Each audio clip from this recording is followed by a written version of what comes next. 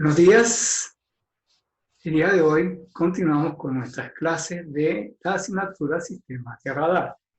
El día de hoy estamos hablando de un tema bien interesante que se trata de las contramedidas electrónicas. Como vamos a ver a lo largo de la clase de hoy, pueden ir desde sistemas muy básicos de dispositivos que fueron inventados, digamos, durante la Segunda Guerra Mundial, hasta dispositivos altamente inteligentes que estamos utilizando en las acciones tácticas del siglo XXI.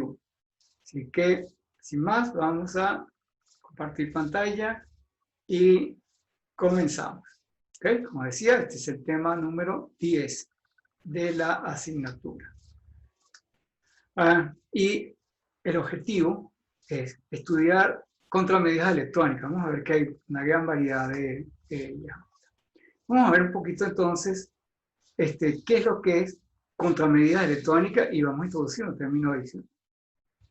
Cuando hablamos de contramedidas electrónicas, nos referimos a técnicas que están diseñadas para dificultar la detección de los blancos por parte del radar, claro está.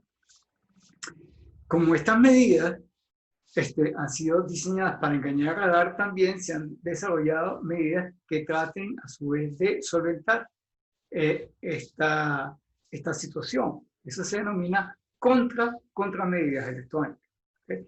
Normalmente las contramedidas electrónicas pueden ser pasivas, aunque también las hay de forma activa, como veremos a lo largo de la clase de hoy, pero las contramedidas electrónicas tienen que ser normalmente activas.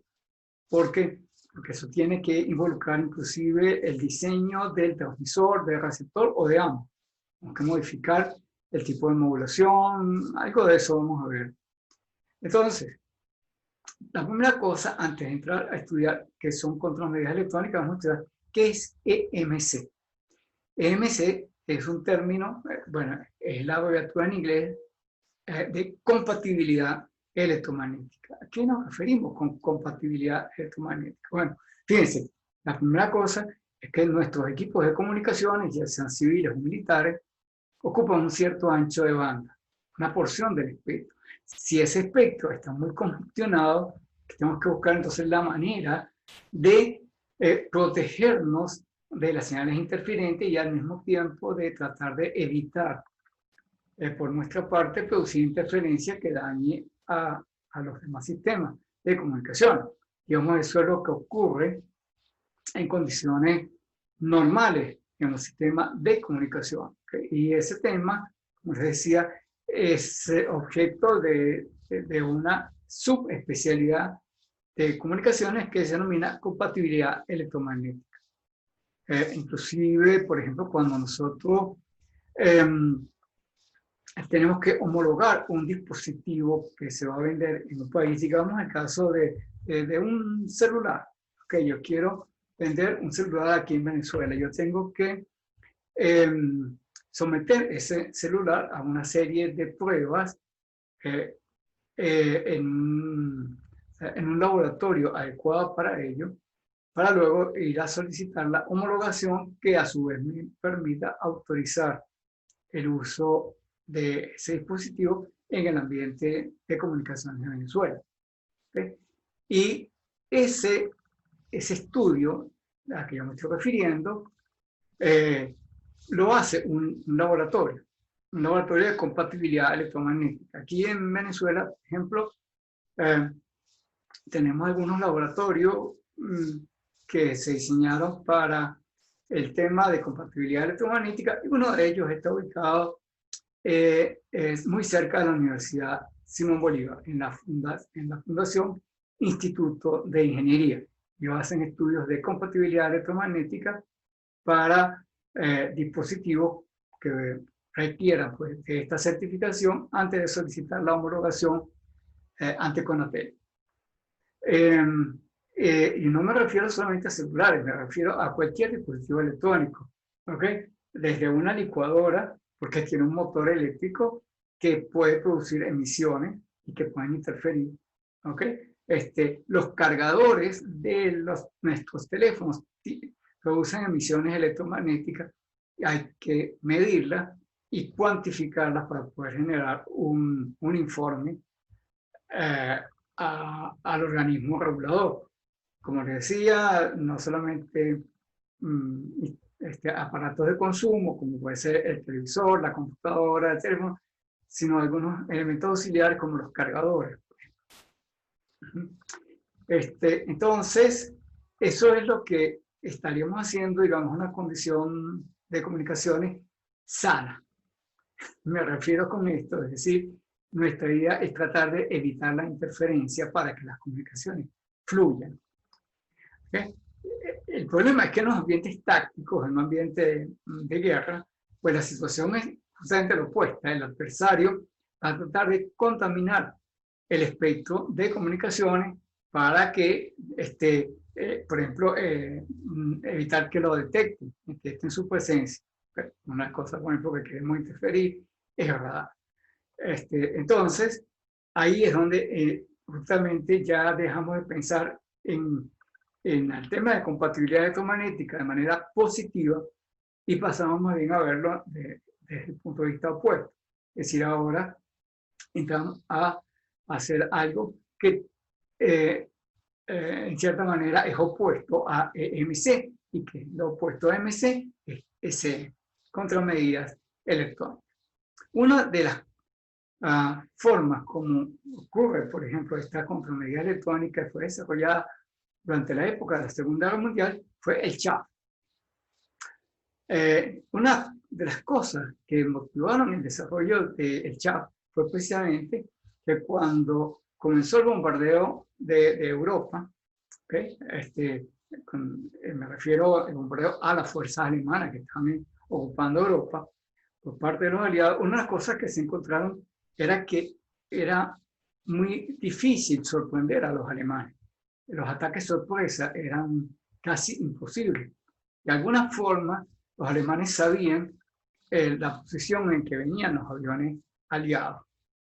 Y entonces los estaban esperando y, por supuesto, todo el armamento antiaéreo pues ya estaba preparado en contra de los aviones que venían.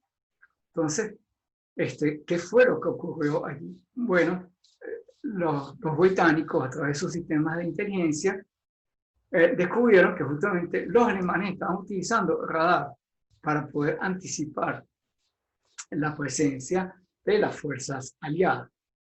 El radar no era algo novedoso, algo que se inventó en la guerra. Los principios del radar ya eran conocidos antes del inicio de la Segunda Guerra Mundial, por un tema justamente de compatibilidad electromagnética. Y entonces, lo que sucedió más bien fue que los alemanes se aprovecharon, digamos, de ese conocimiento tecnológico para ponerlo al servicio de sus sistemas de armas. ¿Okay? Entonces, lo que se dio, pues, que esta fue la primera vez en la cual se utilizó los conceptos del sistema de radar para hacer un sistema práctico que tuviera aplicación, digamos, en ambientes bélicos. Entonces, ok, ya tenemos radar. El radar detecta la presencia de los aviones aliados. Y en respuesta a esto, pues los aliados desarrollaron una primera forma de contramedida electrónica bastante primitiva, pero que resultó ser efectiva en aquellos ambientes, ¿no? Su nombre era CHAP. La fotografía que tengo detrás mío muestra una situación de bombardeo sobre Europa. Esta es una fotografía real de la Segunda Guerra Mundial. ¿Okay? Aquí tengo una flota de bombarderos atacando pues, una posición alemana, y el detalle importante que queremos destacar es esta pieza que está aquí. ¿Okay? Esto que está aquí como una especie de nube, tenemos acá, eso es CHAP. ¿Okay? Y el CHAP, entonces, lo que hacía era que engañaba, vamos a ver luego, a el radar para entonces ocultar a los aviones que están aquí, ¿verdad? Estos aviones están aquí, en la espalda, ¿verdad? Entonces sucedía que el armamento alemán apuntaba era hacia el Chad en lugar de los aviones. Y entonces de esa manera pues lográbamos ocultar a los aviones. ¿Okay? ¿Qué es el Chad en sí? Esa nube blanca que yo estaba mostrando ya hace rato. Pero ya es una gran cantidad de pequeñas láminas metálicas.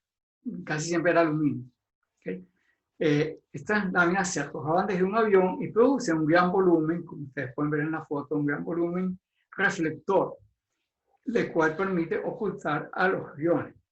Estas láminas son muy delgadas para que puedan flotar mucho tiempo en el aire, ¿okay? Y la longitud de las láminas se escogía de manera que fueran resonantes a la frecuencia radar. De esa manera logramos una maximización de los ecos del radar. ¿Okay?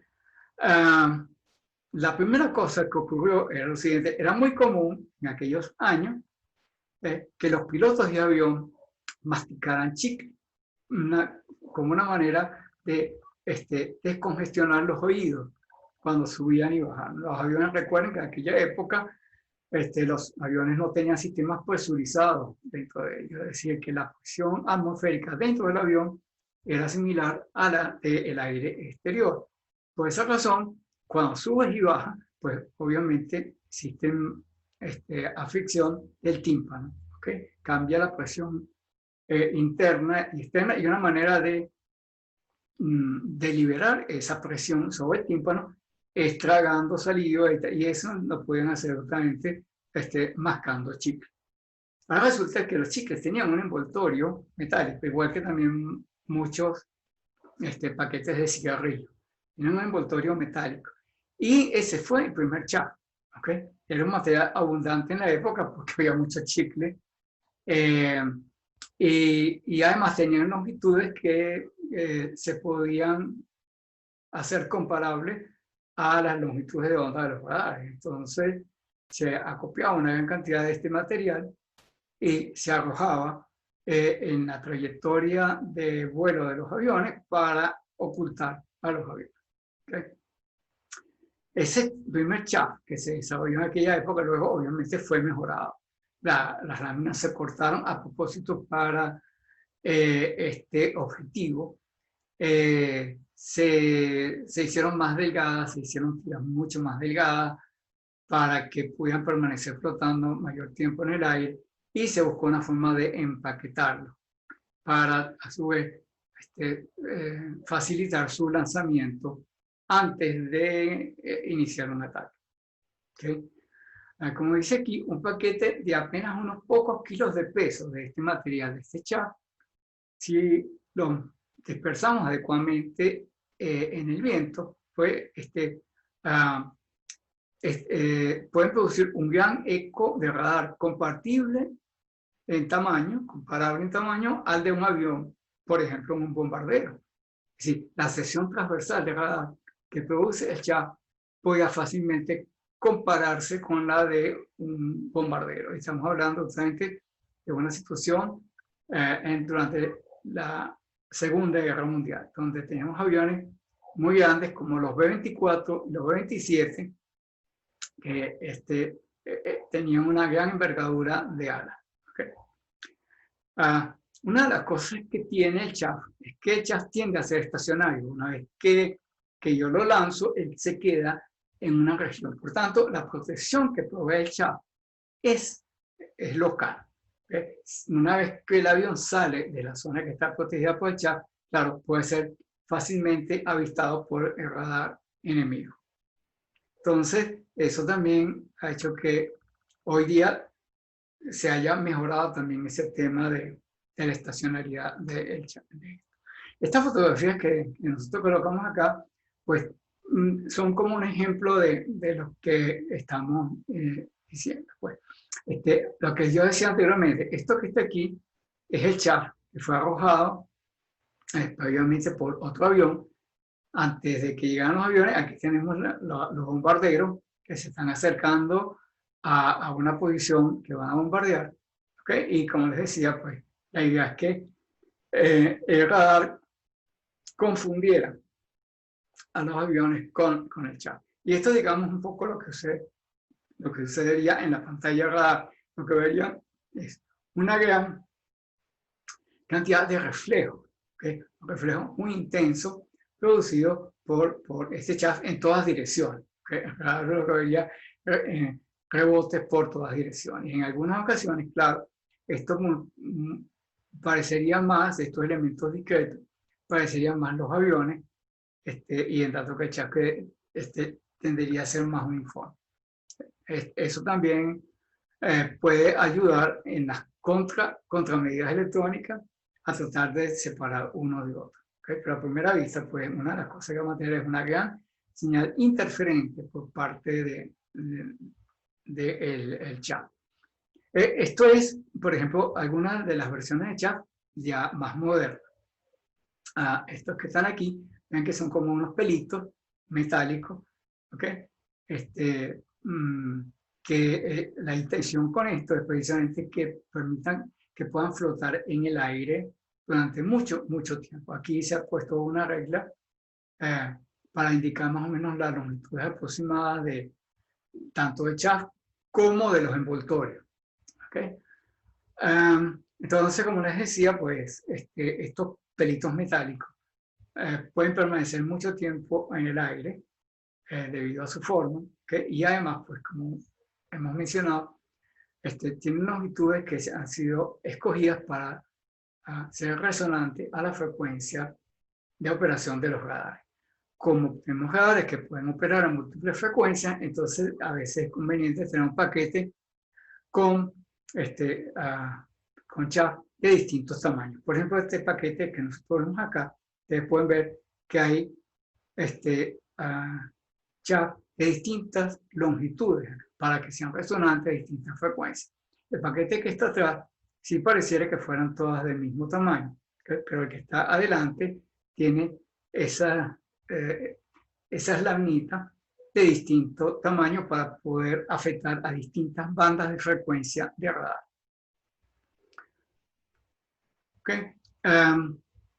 El chaff lo podemos arrojar de distintas maneras. Una forma es arrojarlo de forma discreta.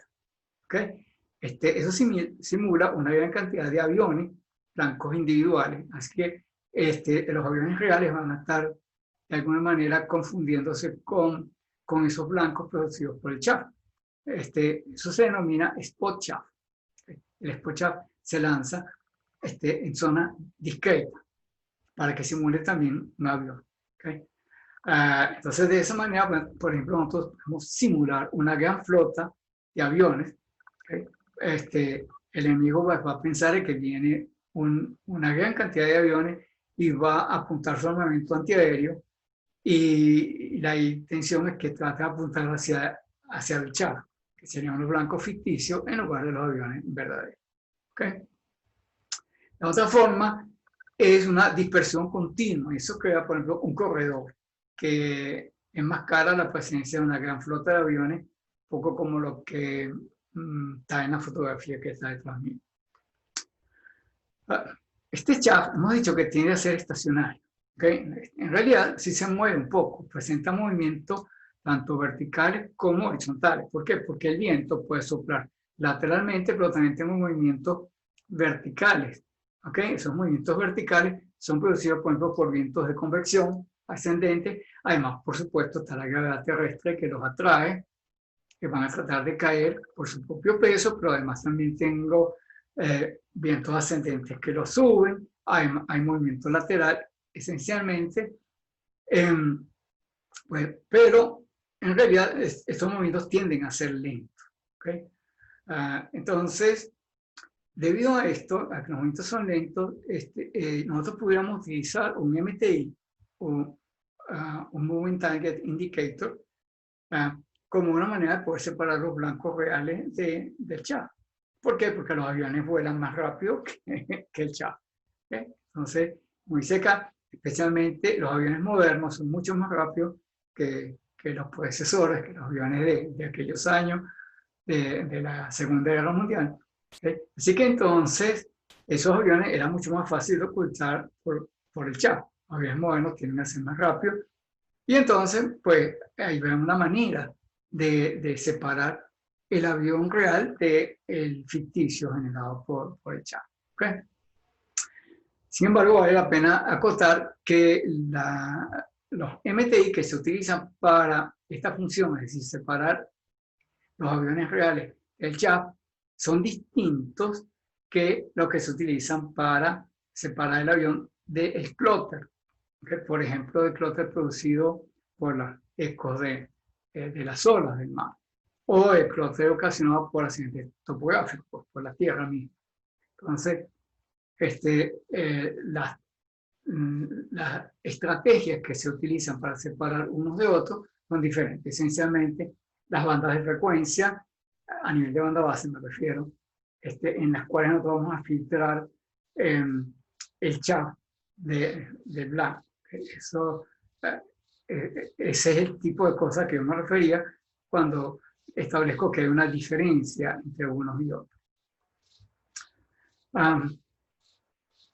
Una de las cosas es que el chat no necesariamente tiene que ser acojado por el propio avión que quiero ocultar. Más bien, puede suceder que yo quiero preparar el terreno para un despliegue de bombarderos. Así que yo mando primeramente un avión rápido por delante, por ejemplo un caza, que va a volar por delante de los bombarderos. Y ese caza va a dispersar el chat de manera de a crear como una cortina de ecos de radar muy por delante de los bombarderos. Entonces eso va a hacer que el enemigo pues comience a ver esos blancos falsos y sea difícil para ellos poder distinguir los blancos verdaderos. La otra cosa que no necesariamente tiene que ser un avión tripulado, puede utilizarse un cohete o un avión no tripulado para hacer esto. Un poco también porque ese avión caza que estoy mandando por delante puede ser derribado por la defensa antiaérea del enemigo, ¿no? Así que entonces yo pudiese enviar un cohete o un avión no tripulado. También existen, además de los chaff, existen otras cosas que son un poco más elaboradas, que son los decoy. El decoy en realidad es un vehículo no tripulado.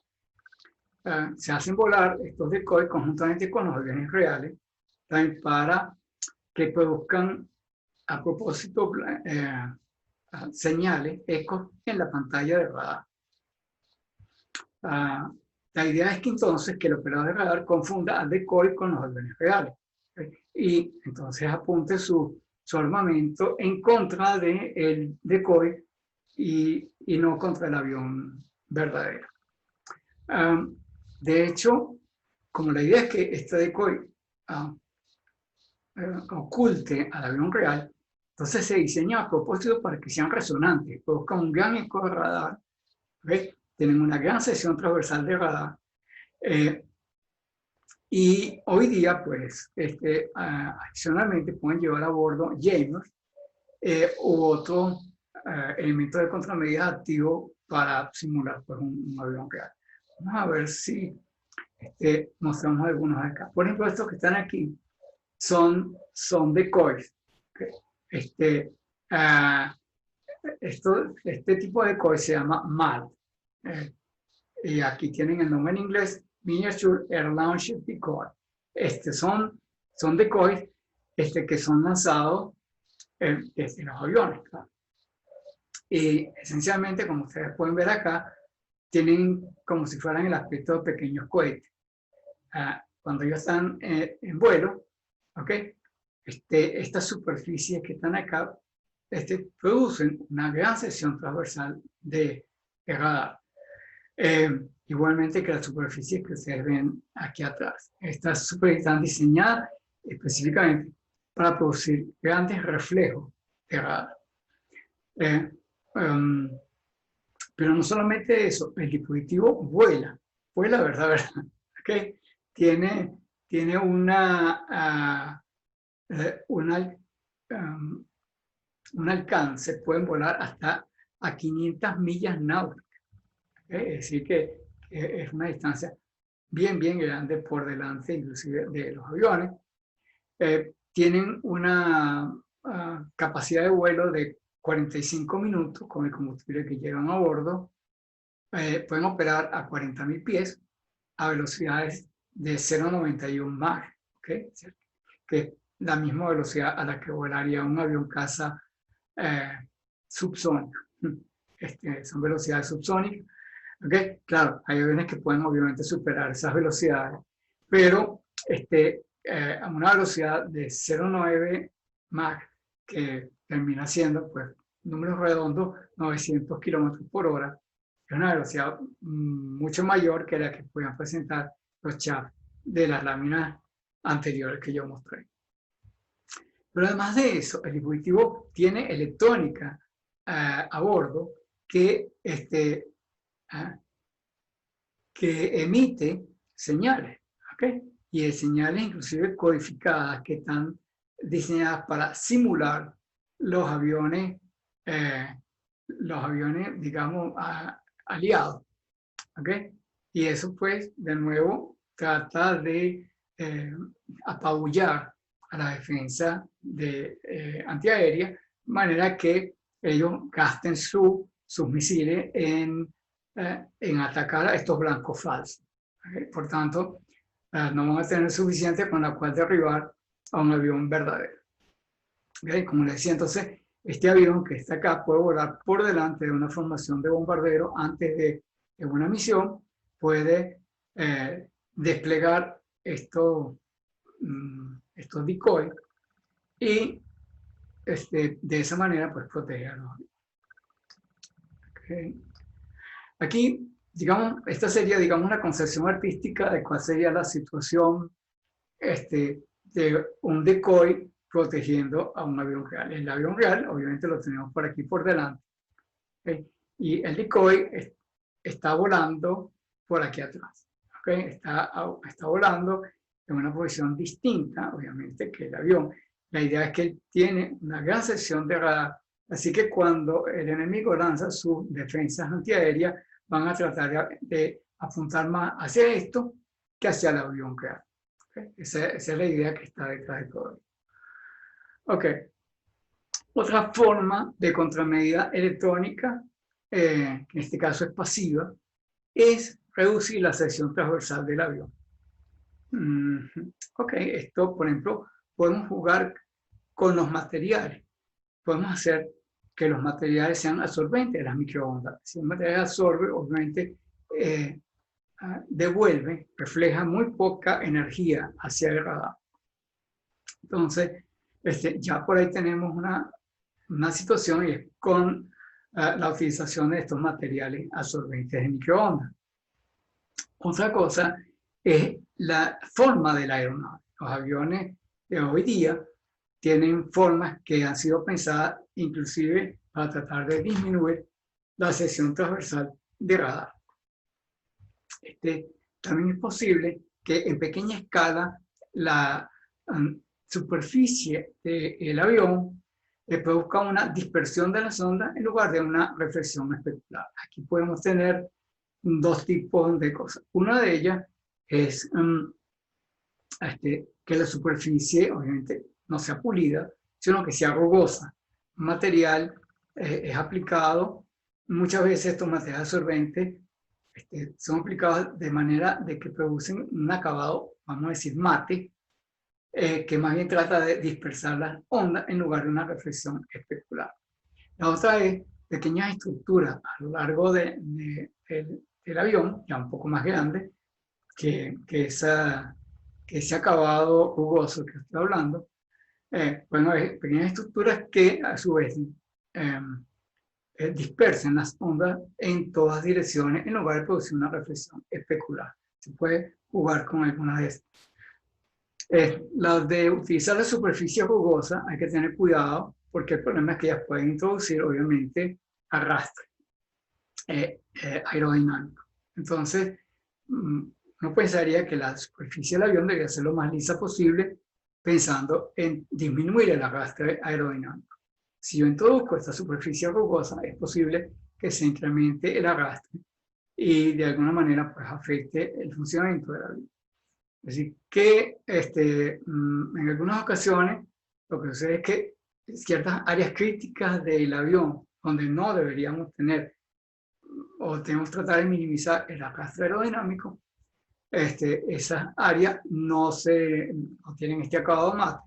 En otras que sí es posible que podamos aplicar este material. Como veremos, por ejemplo, ya no tanto en esta asignatura, no tanto en esta clase de hoy, sino en la clase de control de tráfico aéreo, vamos a hablar un poquito sobre la forma como vuelan los aviones y hablaremos sobre el arrastre aerodinámico y cómo eso, a su vez, influye en la operación de vuelo del avión. Por el momento, vamos a concentrarnos en este tema de los materiales. Entonces, hoy día, por ejemplo, se tiende a utilizar materiales compuestos. Dentro de esos materiales compuestos, obviamente, principalmente son construidos a base de fibra de carbono. Se llama compuesto, por ejemplo, lo que se hace como un sándwich. Se coloca una capa de fibra de carbono, una capa de resina, otra capa de fibra de carbono, otra capa de resina y así, para poder completar la estructura. ¿Por qué se hace esto de esta manera? Bueno, aunque la idea de la clase de hoy no es ponernos a hablar de la fibra de carbono, pero sí, bueno, vale la pena mencionar porque son los materiales compuestos. La primera cosa que tenemos aquí es que la fibra de carbono presenta una gran resistencia, pero en una sola dirección. En la dirección en la cual crecen los nanotubos de carbono. ¿Okay? Recuerden que la fibra de carbono se hace a partir de estructuras elementales que denominamos los nanotubos. Los nanotubos de carbono y su forma, digamos, típica en la que lo vamos a conseguir en la práctica, pues es el Fuller.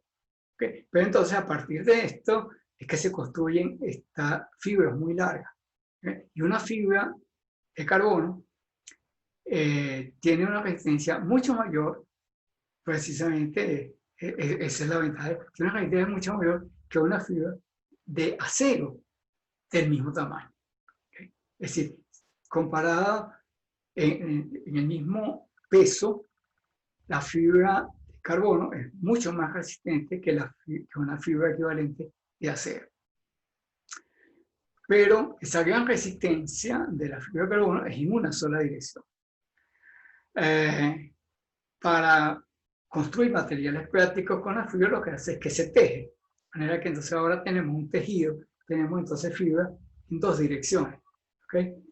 De esa forma, entonces, cuando uno ve realmente la fibra de carbono en forma práctica para ir a comprarla, la compras como una tela, que parece una tela, la fibra de carbono. Entonces, de esa manera tenemos ahora dos direcciones en las cuales podemos absorber los esfuerzos de la fibra de carbono. Lamentablemente, entonces no obtenemos una tercera dimensión que podemos tejer eso. La forma como poder entonces dar una resistencia, digamos, en la tercera dimensión, sería entonces colocar capas de resina que actúen como pegamento entre esas telas de fibra de carbono. Así que coloco una capa, voy a utilizar la palabra tela para fácilmente memorizar el concepto.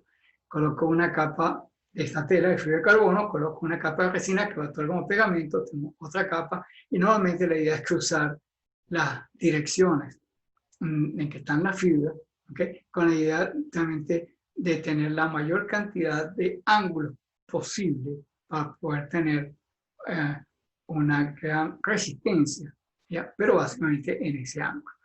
Entonces, ¿cuál es el elemento débil acá en este caso? Pasa a ser, lamentablemente, la resina. Es decir, la fibra de carbono funciona muy bien en el plano en que está la tela, pero no en el plano perpendicular. Entonces, pero con esta estructura de fibra de carbono, con esta tela, se pueden hacer aviones, autos de carrera, bicicletas, montañeras. Hoy día tenemos muchas bicicletas que se hacen de fibra de carbono porque es un material muy liviano entonces, y muy resistente, como ya dije, en ciertas direcciones. Y como les digo, las superficies de vuelo de los aviones tienen a hacerse pues, de fibra de carbono a través de estos materiales compuestos de que estamos hablando. las alas, los alerones, los flaps, el timón de cola, tienden hoy día a hacerse de estos materiales compuestos. Ok, ya he dicho que son materiales compuestos, sigamos adelante con la clase. Entonces, estos materiales compuestos, precisamente la fibra de carbono, tiende a ser absorbente de las microondas. Por tanto, entonces produce muy poco eco de radar. Esas estructuras hechas a base de fibra de carbono. Aparte, como digo, de la ventaja de la reducción de peso en comparación a hacer estructuras de aluminio o de acero. Bueno, obviamente el acero ya no se usa, pero sí usamos mucho aluminio, titanio en algunas ocasiones, ese tipo de cosas. El motor del avión obviamente sigue siendo metálico. La fibra de carbono tiene una buena resistencia para esfuerzos mecánicos, pero no actúa en una gama de temperaturas tan grande como pueden ser precisamente las estructuras metálicas. Así que no puede soportar las temperaturas de operación de un motor. Entonces el motor sigue siendo metálico por esa razón. Y para minimizar los ecos de radar, pues lo que se hace es que se cubre con materiales absorbentes de microondas. La otra cosa que yo les decía era jugar con la forma. Por ejemplo, si utilizo superficies anguladas, esto va a hacer que se redirijan los ecos de radar en otra dirección, y de esa manera, al no haber eco hacia el transmisor de radar, pues este avión pasa a ser invisible el radar. ¿Okay? Este que está en la pantalla es uno de esos aviones invisibles, es el B-52. ¿Okay? Este avión, esas formas anguladas que nosotros vemos acá, esa forma extraña que parecía inclusive no ser muy aerodinámica, esa forma está diseñada a propósito para hacer que las señales de radar peguen en esta superficie y se reflejen hacia los lados. De esa manera tenemos muy poca superficie frontal expuesta, vamos a llamar así, al radar, que pueda ser identificada como un avión en vuelo. Y eso está mostrado en el dibujo que está abajo. Fíjense, ese efecto Stills, ups, ya se me fue por andar apuntando. Este efecto se llama efecto Stills, el efecto furtivo. El efecto furtivo lo que hace es que dispersa las señales de radar hacia los lados. De manera que entonces una señal producida por este transmisor que está acá pega en el avión y no se devuelve hacia el radar que emitió la señal. Entonces, lo que nosotros vamos a tener aquí es que tenemos pues una zona de protección por delante del avión, en la cual no vamos a tener detección de él. Pero entonces una manera de detectar a esos aviones, en lugar de utilizar un radar monoestático, como el que está acá, utilizamos un radar multiestático. Es decir, ahora tenemos receptores de radar tan sincronizados obviamente con esto. ¿Okay? Esos receptores están en otras locaciones, de manera que si ocurre una señal dispersada por parte de este avión, sí será recibida ahora por estos receptores y se puede detectar la presencia de ese avión, que ya no será invisible al radar porque ahora ya se puede detectar, ¿verdad? Entonces el avión furtivo se puede detectar de esa manera, se puede detectar a través de la utilización de radares multiestáticos, ya que la protección que está ocurriendo pues, en una dirección preferente. Eso que yo he mencionado para el caso de aviones, también es posible aplicarla en otros tipos de naves, ya no necesariamente aeronaves, pueden ser barcos, submarinos, inclusive he visto algunas aplicaciones con submarinos que tienen alguna forma angulada, principalmente barcos, inclusive vehículos terrestres que portan superficies anguladas también de nuevo para evitar las señales de radar, enviarlas hacia otra dirección. Ok, hablemos ahora de las medidas, de las contramedidas electrónicas, pero activas. Hasta ahora lo que he jugado un poco con el tema de los materiales, la forma y tal. Ahora vemos un poco sobre ese método. En este caso, cuando me refiero a que una contramedida electrónica es activa, es que ellos van a producir radiación en la banda de recepción de radar. Y esa radiación puede ser de dos tipos. Una puede ser en respuesta a la principal de radar, que vamos a ver luego, y otra como una radiación de fondo, que es justamente lo primero que vamos a ver. ¿Okay? Esa radiación de fondo, la contramedida electrónica que producen radiación de fondo fueron básicamente lo que llamamos los jammers. ¿Okay?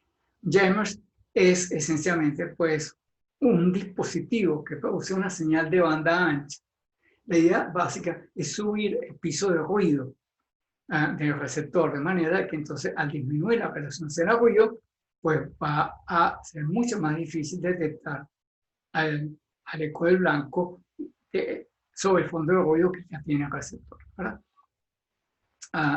Entonces, va a ocurrir cuando el radar se está moviendo lateralmente en azimut, en el punto donde yo tengo el emisor activo, pues va a haber una señal muy fuerte. Una señal, ahora dice aquí que la señal fuerte se produce cuando el azimut de la antena se alinea con la fuente interferente. ¿Okay?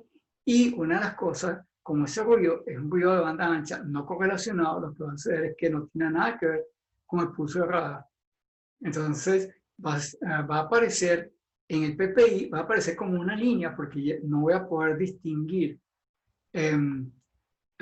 un punto a lo largo de la línea que permita decir a qué distancia está el blanco. Conozco el azimut, eso sí, pero no conozco a qué distancia está, porque lo que tengo es que va a aparecer como una línea intensa en la pantalla de radar en PPI.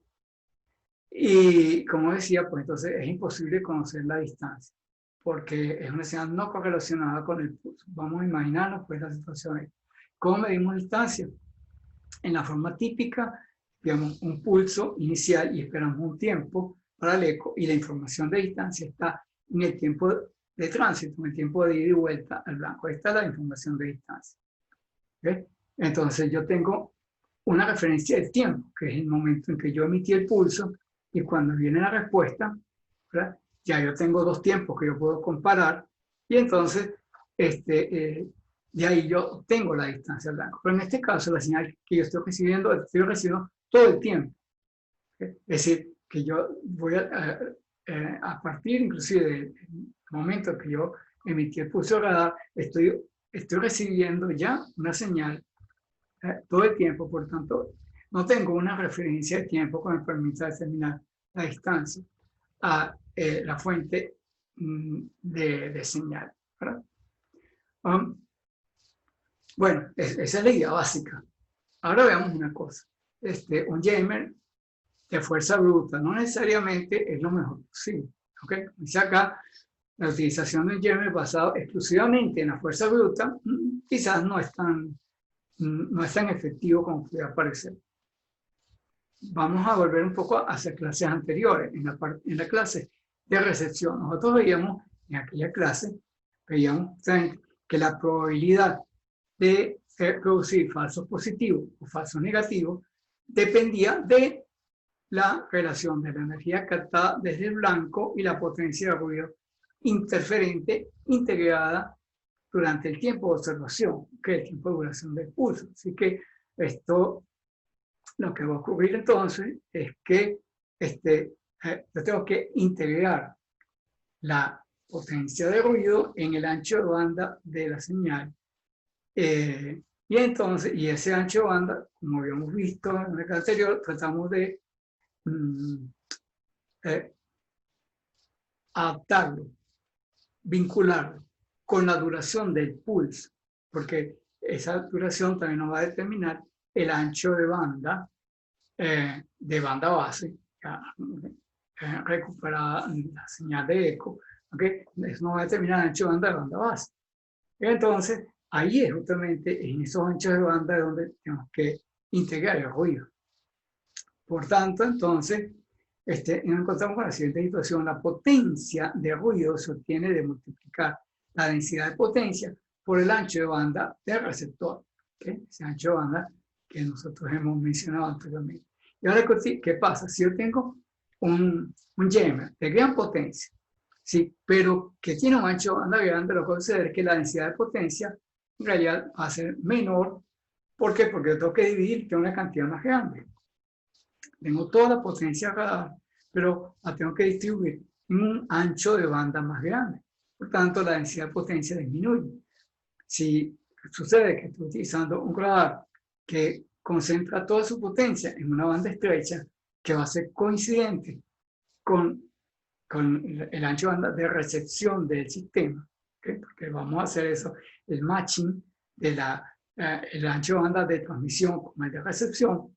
Entonces, lo que va a suceder es que solamente vamos a agarrar una pequeña porción, ¿verdad? De toda la potencia de ruido que utiliza el jammer, solamente vamos a utilizar una banda estrecha, una pequeña porción de ruido, así que entonces la cantidad de potencia interferente no es tan grande. Si yo quiero mejorar eso, yo lo que debería hacer es utilizar entonces un jammer de banda estrecha, lo que llamamos un spot jammer. Ese spot jammer, ¿verdad? Debe producir una señal interferente coincidente con la frecuencia del transmisor de radar, para lo cual yo tengo que detectar previamente la frecuencia de radar. Entonces, quiero mencionar esto antes de ir al párrafo siguiente para explicar esto. El avión que está volando no conoce previamente cuál es la frecuencia de radar. Una vez que, entonces tiene que tener un receptor ágil que trate de explorar, hacer un análisis de espectro para descubrir en qué momento aparece una señal del transmisor de radar. Una vez que aparece esa señal, ya él puede capturar la frecuencia, ¿ok? Entonces ahora sí ya puede programar el jammer para que entonces trabaje en esa frecuencia de radar y lo interfiera. Eso es bien importante, ¿okay? Entonces eso es parte de la estrategia que estamos manejando acá. Y entonces, si yo voy a utilizar un spot jammer, tengo que conocer la frecuencia de radar al cual voy a interferir. Y para ello necesito un analizador de espectro, los cuales hoy día se construyen utilizando SDR. Puedo utilizar un analizador de espectro para entonces hacer que la frecuencia del jammer coincida con la frecuencia de transmisión de radar. Entonces, para evitar a su vez que me detecten la señal de radar y me produzca interferencia ahí, yo lo que debería hacer es, en lugar de transmitir siempre la misma frecuencia, debo hacer que mi frecuencia de transmisión cambie. Eso es lo que llamamos un radar ágil en frecuencia. Radar ágil en frecuencia, entonces, lo que hace es que cambia su frecuencia de transmisión. Y lo hace utilizando un algoritmo que produzca, digamos, una secuencia pseudo aleatoria de frecuencia, un conjunto de frecuencias, ¿verdad? Entre las cuales yo voy a conmutar, pero de una forma pseudo aleatoria. De manera que entonces no darle tiempo al sistema que está a bordo del avión de detectar la frecuencia radar para entonces empezar a interferir con el jammer. Lo que va a suceder es que cuando ocurra eso, ya el radar habrá cambiado de frecuencia y está en una frecuencia distinta. Y en ese jueguito, vamos a llamarlo así, van a estar los dos, el radar y el dispositivo a bordo del avión. ¿Okay? Entonces, como dice aquí, se utiliza una secuencia pseudo aleatoria, porque si fuera conocida la secuencia, obviamente yo puedo programar a bordo del avión el jammer, ¿okay? Siguiendo esa secuencia, que la idea es que sea pseudo aleatoria para que el avión no pueda adivinar cuál es la próxima frecuencia a la que va a saltar el radar. Algunas de estas técnicas que no son solamente utilizadas para usos militares, sino también para usos civiles. Y una de esas técnicas de salto de frecuencia, utilizando una secuencia pseudo-aleatoria, es la que nosotros utilizamos en el Wi-Fi. La señal de Wi-Fi que estamos utilizando utiliza un conjunto de frecuencias entre los cuales salta de manera pseudo aleatoria el transmisor. No me refiero a los canales, ustedes ya conocen en el caso de los Wi-Fi, porque tenemos varios canales con un cierto ancho de banda para la transmisión de las señales y de esa manera evitar la interferencia entre un ambiente y otro. Nosotros tenemos, pues desde que se hizo el estándar 802.11, ya se definieron estos canales. ¿Okay? Y de hecho, recuerdo que hay en total 11 canales en el Wi-Fi, entre los cuales yo puedo conmutar. Pero esos canales son fijos, vamos a decir así.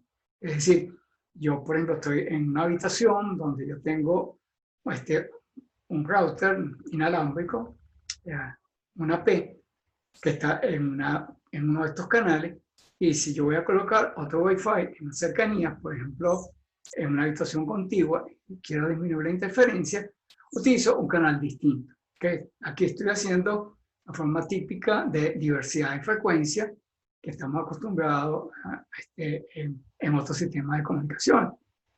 ¿Okay?